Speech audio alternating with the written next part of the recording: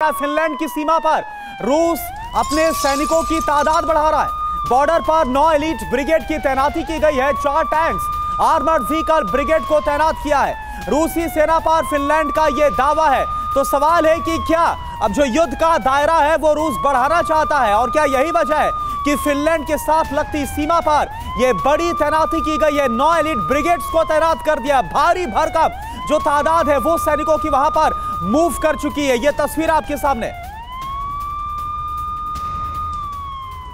तो आप देखिए, सवाल यही यहां पर उठता है कि आखिर एक तरफ तो कोशिशें हो रही है कि किसी तरह से जो यूक्रेन का मैदान है, जो वॉर जोन है, वो शांत हो पाए, लेकिन मंशा व्लादिमीर पुतिन की से बड़ी नजर आती है। जिस बात का डर था, क्या फिनलैंड के साथ लगते बॉर्डर पर तैनाती का मतलब यही है कि युद्ध का दायरा बढ़ने वाला है, विध्वंस मचेगा, नाटो कंट्रीज के साथ युद्ध होगा, यूरोप में युद्ध होगा। फिनलैंड ने क्या कहा? रूस ने सीमा पार 2022 के मुकाबले 3 गुना सेना को तैनात कर दिया है। फिनलैंड के करीब रूस की 9 एलीट ब्रिगेड है, सीमा पार यह पहुंच चुकी है। इस बात का दावा लेनिनग्राद में 4 टैंक्स और आर्मर्ड व्हीकल्स की ब्रिगेड को तैनात कर दिया गया है। फिनलैंड ने रूस की तरफ से हमले की आशंका भी जता दी है। नाटो के ईस्टर्न फ्लैंक पर पहले से यूरोपीय फौज तैनात है। यूरोपीय देशों ने अपनी सेना को युद्ध के लिए तैयार रहने के लिए कह दिया है। सवाल मेरा यही है, वीके दत्ता सर, इस तैनाती का मतलब क्या अब जो यूरोप या फिर रूस के साथ ये कहा जा रहा था कि नाटो की जंग, क्या उसकी स्क्रिप्ट लिख दी है पुतिन ने? बिल्कुल। देखिए, जैसा जब ये प्रेशर पड़ा नाटो के ऊपर कि आप अपना डिफेंस बजट बनाएं, अपनी रक्षा खुद करें और अमेरिका अपने को नाटो से डीलिंग कर देगा, उसके चलते जो भी प्रचलन चला और नाटो कंट्रीज़ ने बोला कि हम यूक्रेन की मदद करेंगे, हम इसके पीछे खड़े हैं, हथियार भी देंगे, अब मिसाइलें भी देंगे। अभी जर्मनी भी जो टॉरस मिसाइल देने की बात कर रहा है, वो सारी बातें इसके अंदर शामिल हैं। अभी जहाँ तक रूस का सवाल है, वो भी अपने आप को फिज़िकली मेंटली नाटो के साथ जंग लड़ने के लिए तैयार कर रहा है। उसने अपनी सारी फोर्सेस, चाहे बेलारूस में हो, पोलैंड के आगे, चाहे फिनलैंड के आगे हो, या और इलाके जितने हैं जहाँ पर वो तुरंत हमला करके नाटो के उन इलाकों को कैप्चर कर सकता है जो तुरंत विक्ट्री उसको दे दे। तो रशिया जो है अल्टीमेटली नाटो के साथ जंग करने के लिए बिल्कुल तैयार खड़ा है। उसने अपनी तैयारी कर रखी है, अपनी फोर्सेस को मोबिलाइज करके रखा हुआ है, और अगर खुदा ना खास्ता नाटो ने वो गुस्ताखी कर दी और रशिया के ऊपर डायरेक्ट अटैक करने की कोशिश करी, तो ये रशिया बनाम नाटो के ऊपर एक जंग चालू हो जाएगी, जिसके अंदर जर्मनी, फ्रांस, यानी सर वहां पर आर्टिकल 5 इन्वोक हो जाएगा। ठीक है सर। ठीक है, एक बड़ी खबर है, रूसी सेना को Su-34S की नई खेप सौंपी गई है। रूसी एयरफोर्स को लगातार मुहैया कराए जा रहे हैं फाइटर जेट। रूसी कंपनी रोस्टेक बनाती है Su-34S। तो ये बड़ी खबर है, और रूसी कंपनी रोस्टेक ही बनाती है, जिसे अब जो नई खेप है वो सौंपी गई है। यानी रूस की ताकत एक बार फिर से बढ़ती हुई दिख रही है। मनीष झा हमारे साथ, हमारे सहयोगी लगातार बने हुए हैं। मनीष, ये तो रूस की ताकत बढ़ाने वाला फैसला है कि अब जो नई खेप है वो सौंपी गई है, इससे क्या फायदे हैं रूस को? देखिए, जहाँ तक इस पर्टिकुलर फाइटर जेट की बात करें तो ये मल्टी रोल एयरक्राफ्ट है। 2 इंजन होते हैं इसमें, 2 सीटर होता है, और 2200 किलोमीटर की प्रति घंटा की मैक्सिमम स्पीड है। और सबसे बड़ी बात यह है कि इस तरह के लगातार फाइटर जेट रूसी सेना को मुहैया कराकर दरअसल रूस अपने एयरफोर्स को उस हद तक ताकतवर बनाना चाहता है, जहां अगर ज़रूरत पड़ती है कि यूरोप से लड़ने के लिए, जहां ज़रूरत पड़ती है कि नाटो के साथ सीधी जंग की स्थिति में, उस समय उन्हें बढ़त हासिल हो सके। ये सारी तैयारी केवल इसलिए नहीं है कि यूक्रेन के साथ युद्ध हो रहा है। यूक्रेन से युद्ध के लिए उनके पास ऑलरेडी से इतने फाइटर जेट हैं जो पहले से ही डोमिनेंट हैं, क्योंकि यूक्रेन के पास कोई फाइटर जेट वैसी संख्या में है नहीं। लेकिन इसके अलावा अगर लगातार रूस की तमाम कंपनियां रूस की सेना को फाइटर जेट मुहैया करा रही है, तो इसके पीछे का पर्पस यह है कि रूस अपनी किसी भी तरह से हवाई क्षमता में कमी नहीं लाना चाहता। उसे वो लगातार बढ़ा रहा है। वो उस दिन की तैयारी कर रहा है जिस दिन चाहे स्वीडन हो, फिनलैंड हो, जर्मनी हो, पोलैंड हो, फ्रांस हो, अगर किसी ने भी हिमाकत की तो उस वक्त वो एक साथ 30 मुल्क से लड़ सके। जी, और देखिए, बहुत बड़ी तैयारी हो रही है। और एक और बड़ी खबर क्या है, रूसी सेना को Su-34S की नई खेप को सौंपा गया है। रूसी एयरफोर्स को लगातार ये जो खेप है वो पहुंचाई जा रही है। और इन सब के बीच एक और बड़ी जानकारी, फ्रांस से नाराज है अमेरिका। क्यों, यह आप जानिए। दरअसल यूक्रेन में सैन्य तैनाती प्लान से अमेरिका भड़क चुका है। यूक्रेन में सैन्य तैनाती से पीछे हटने को तैयार नहीं है फ्रांस। स्विस पब्लिकेशन ब्लेक का यह बहुत बड़ा दावा है जो सामने आ रहा है। फ्रांस ने जो ऐलान किया था सैन्य तैनाती का, इसको लेकर अमेरिका की तरफ से नाराजगी जाहिर की गई है। और फ्रांस से नाराज है अमेरिका। यूक्रेन में सैन्य तैनाती प्लान से भड़का हुआ है अमेरिका। यूक्रेन में नेटो की सैन्य तैनाती से पीछे हटने को तैयार नहीं है फ्रांस, ये रिपोर्ट में कहा गया है। मैक्रो को मनाने पेरिस गए थे अमेरिकी विदेश मंत्री मार्को रूबियो और स्टीव विटकॉफ। यूक्रेन जंग में सीजफायर नहीं होने देना चाहता है फ्रांस, अमेरिका को आशंका है।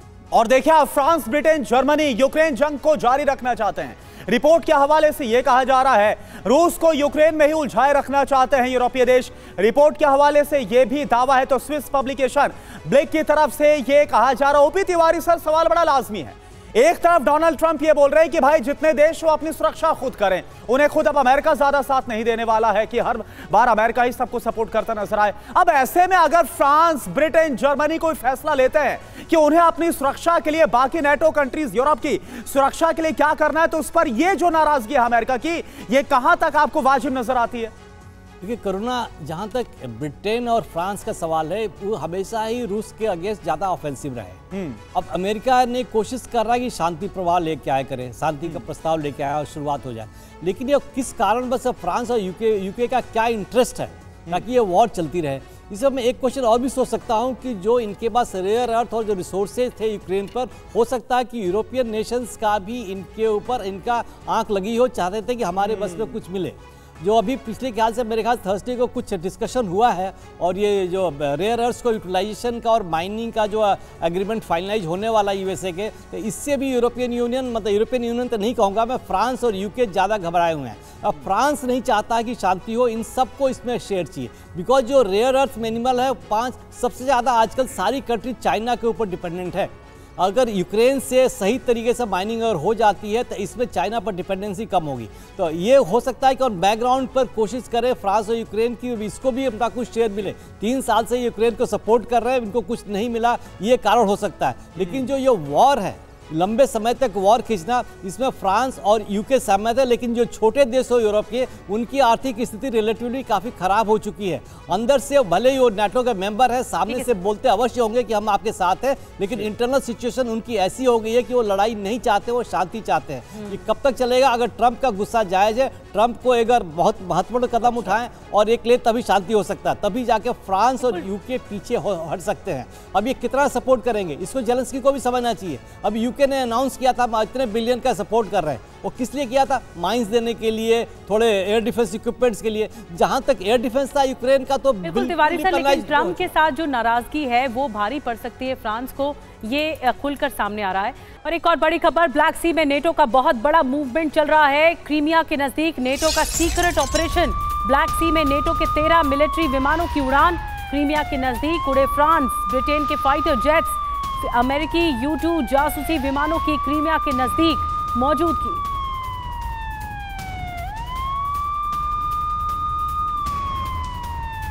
और देखिए एक और बड़ी खबर, अगर कोई शांति समझौता होता है रूस और यूक्रेन के बीच, तो शांति समझौते के बाद यूक्रेन का हो सकता है बंटवारा। जर्मनी की तरह 2 हिस्सों में बटेगा यूक्रेन, सोर्सेज ये बता रहे हैं।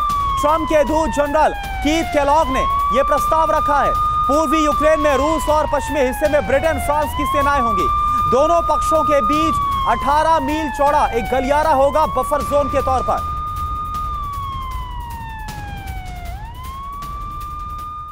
तो क्या 2 टुकड़ों में बंट जाएगा यूक्रेन? आइए आपको बताते हैं इसमें डिटेल में क्या जानकारी मिल रही है, किसने क्या डिमांड रख दी है, अमेरिका क्या कह रहा है, रूस क्या कह रहा है और यूक्रेन की इस बीच क्या प्रतिक्रिया सामने आई है। तो आपको हम बताने जा रहे हैं कि क्या 2 हिस्सों में बंट जाएगा यूक्रेन।